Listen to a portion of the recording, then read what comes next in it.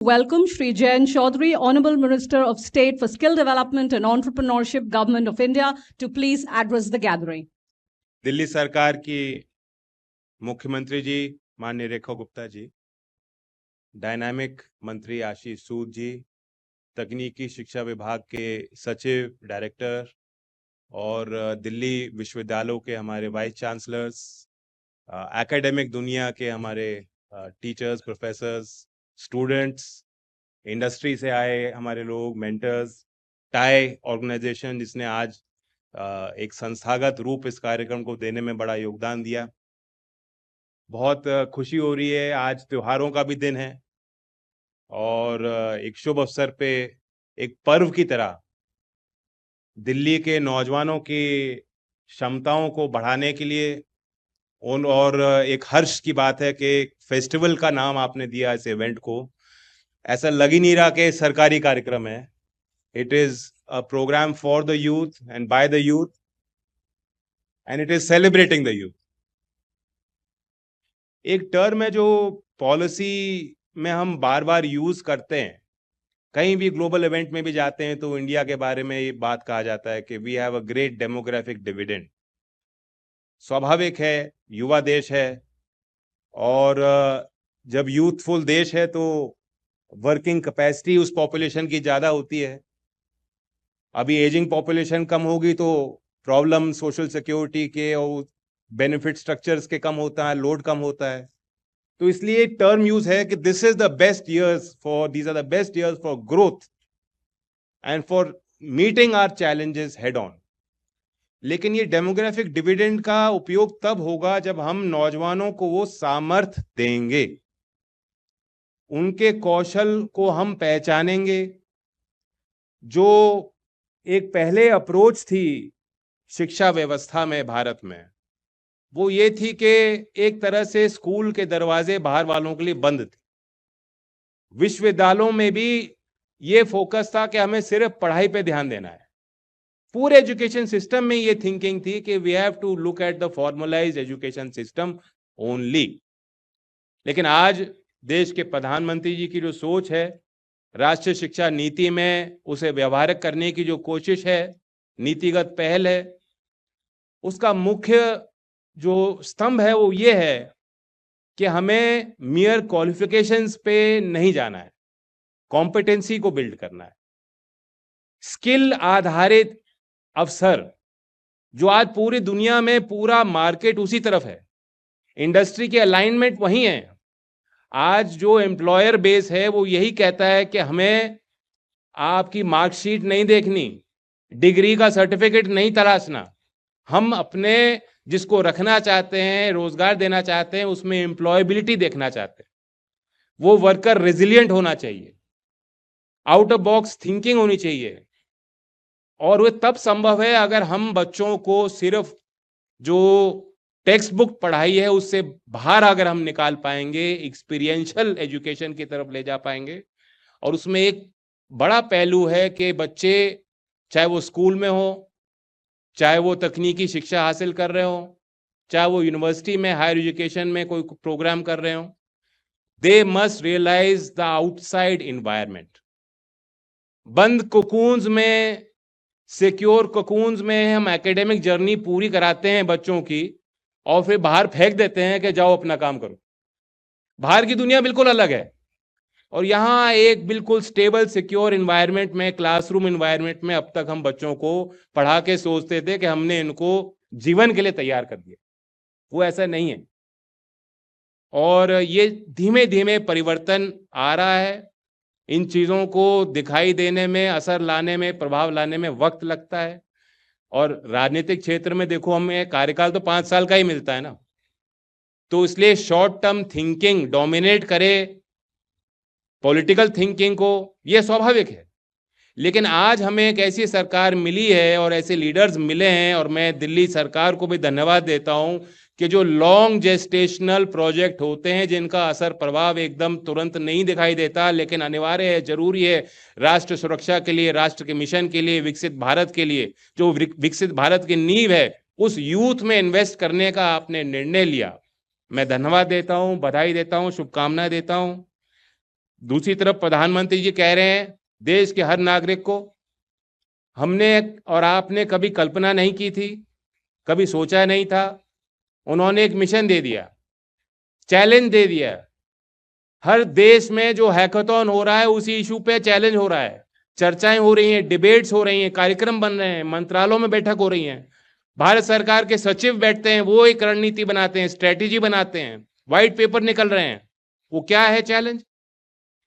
क्या सवाल पूछा कि भारत विकसित कैसे होगा, और जो भारत विकसित होगा तो उसमें एक छात्र और छात्रा की क्या भूमिका होगी, क्या जिम्मेदारी होगी। देश के हर नागरिक को कहा है कि भारत को विकसित बनाना अकेला मैं प्रधानमंत्री के तौर पे नहीं कर सकता, कोई एक सरकार नहीं कर सकती, कोई एक जनप्रतिनिधि नहीं कर सकता। पूरे देश को, समूचे समाज को एक होके मिशन मोड में काम हो करके होल ऑफ गवर्नमेंट अप्रोच को कन्वर्जेंस के साथ हम सबको मिलके ये हासिल करना है। आज का जो ये एस्पिरेशनल प्रोग्राम उसी बड़ी सोच का एक पहलू है। दुनिया बहुत तेजी से बदल रही है और मुझे खुशी हुई जब हमने उन बच्चों से मुलाकात की, स्टॉल में जाके देखे कि क्या प्रोडक्ट उन्होंने क्रिएट किया है, क्या क्या सर्विस आइडिया है, वैल्यू क्रिएशन का क्या कॉन्सेप्ट है उनका, कहाँ तक ये स्टार्टअप्स उसको बनाने में सफल हुए हैं, कहाँ तक उनको सपोर्ट मिल पाई है।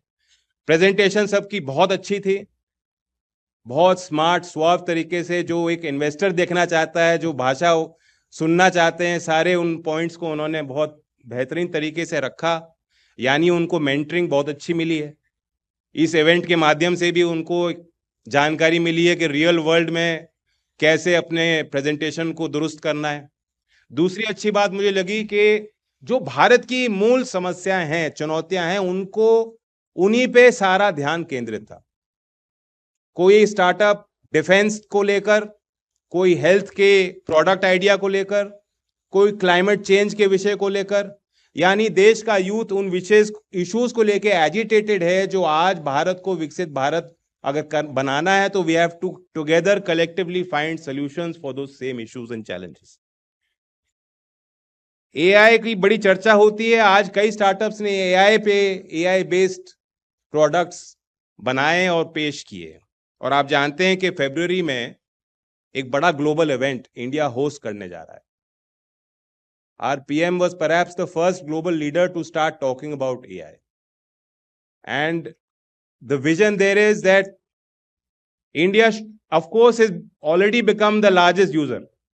We are already ahead of US in terms of using AI tools. और एक और कारण है, एक और बात, खास बात निकल के आती है। अगर आप एनालाइज करेंगे, मैं एक ही मीडियम की बात करूं, अगर चैट जीपीटी यहां कितने लोगों ने यूज करना शुरू किया? हाथ मेजॉरिटी के खड़े हो गए। So in terms of ChatGPT users, India is already ahead of the US. It's not surprising. But what comes out is 36% of the users are using it regularly. यानी उसमें उनको कुछ ना कुछ वैल्यू मिल रहा है। जो AI के मॉडल्स, टूल्स, प्लेटफॉर्म्स ऑलरेडी हैं, उनको हमारे देश के युवा खास तौर से यूज कर रहे हैं और वो देख रहे हैं कि अपनी लाइफ में, जीविका में वो कैसे सार्थक और बड़ा पॉजिटिव चेंज इन टेक्नोलॉजी और टूल्स के माध्यम से आप ला सकते हैं। तो वैल्यू क्रिएशन भी हो रहा है। अब फरवरी में पूरे एक ग्लोबल समिट में पूरी दुनिया को भारत एक दिशा दे सकता है और नयापन भी आएगा, नए स्टार्टअप्स भी शोकेस होंगे, नए इनिशिएटिव्स शोकेस होंगे। हो सकता है कि जो आज स्टार्टअप्स आज इस इकोसिस्टम के माध्यम से सपोर्ट हुए हैं, दिल्ली ने इस सरकार के कार्यक्रम में जिस तरह से उनको बिल्डअप किया है, हो सकता है कि फरवरी के इवेंट में उनमें से कोई स्टार्टअप्स भी आगे रखे जाएं, ग्लोबल ऑडियंस के लिए उनको दिखाया जाए। ये बड़ी पेशकशी होगी।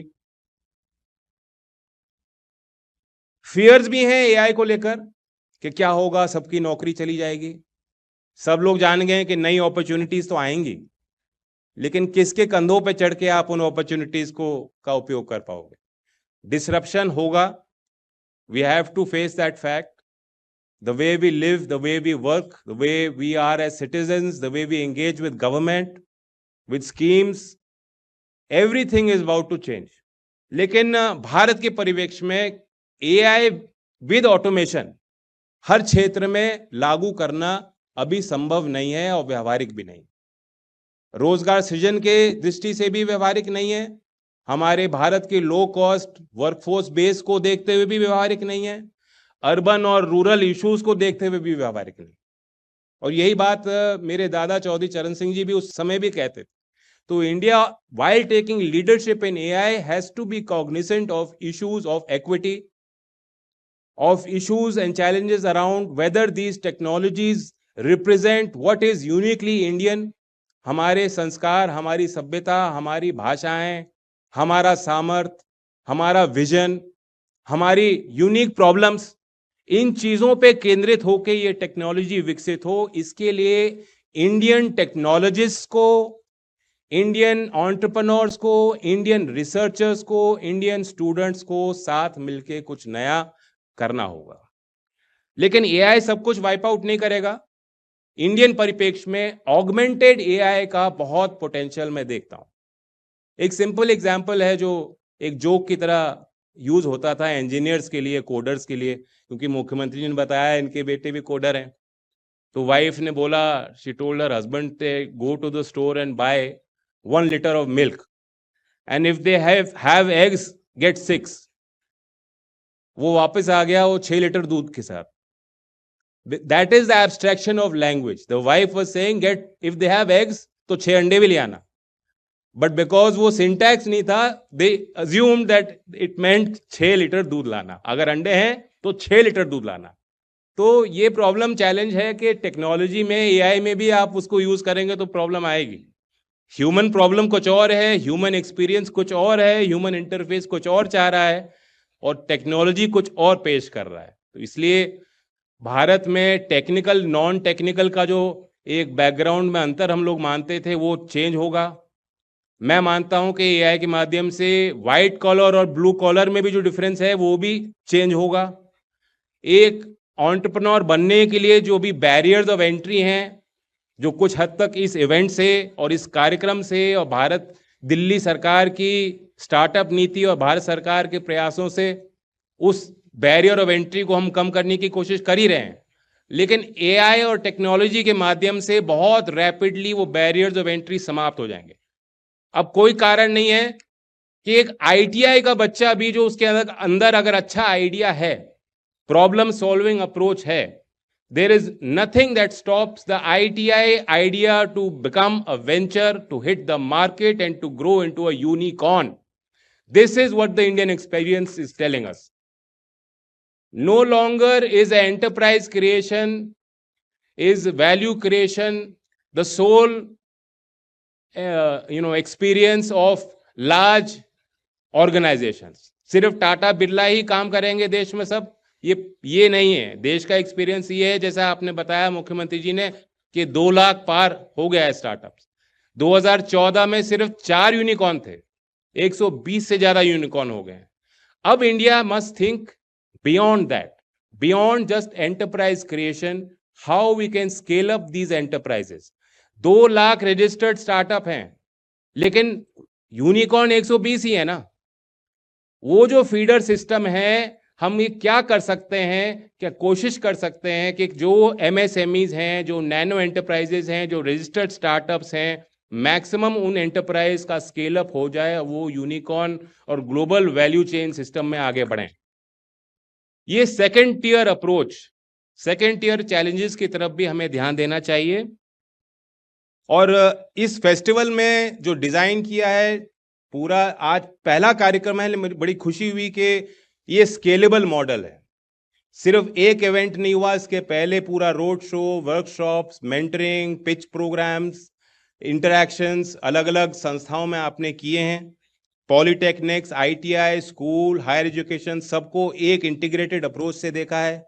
डिजिटल अप्रोच आपने अपनाई है ताकि एक इंफॉर्मेशन असिमेट्री किसी के पास ना हो, सबको जानकारी हो कि क्या चीजें हो रही हैं, क्या इवेंट्स हैं, कैसे एक आम व्यक्ति इसमें भाग ले सकता है, इस फेस्टिवल का हिस्सेदार बन सकता है, लाभार्थी बन सकता है। इसके लिए आपने एक ओपन अप्रोच रखी है।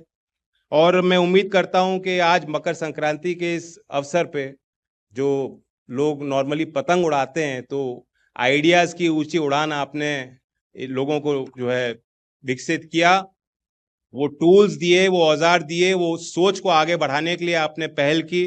मैं फिर दिल्ली सरकार के इस इनिशिएटिव को धन्यवाद देता हूं और मैं बताना चाहता हूं कि ये जो एम्बिशन है उस एम्बिशन को हासिल करने से दूर नहीं, जो उन्होंने कहा कि can Delhi become the startup capital of India and the world, can Delhi become the innovation capital of India and the world. Already पूरे देश के लोग बेहतर शिक्षा के लिए, बेहतर अवसर के लिए दिल्ली आते हैं। और दिल्ली की खास बात यह है कि जो अपने गांव को, क्षेत्र को, शहर को, परिवार को छोड़ के बेहतर अवसर के लिए दिल्ली आता है, आती हैं, उनके आप दिल बड़ा है दिल्ली वालों का और दरवाजे खुले हैं और नवाचार को आगे बढ़ाने की नीति है। तो इस दिल्ली की इस महानता के कारण मैं मानता हूं कि ऑलरेडी जो आपने यहां पहल की, पहला ऐसा इवेंट मैंने देखा है। Other state government should follow the lead. I am going to quote this as a model of development to all state governments and I am hopeful that this shall be taken up. It's a great initiative. इन्हीं शब्दों के साथ मैं फिर बधाई देता हूं और आभार व्यक्त करता हूं कि आपने मुझे मंच दिया। धन्यवाद।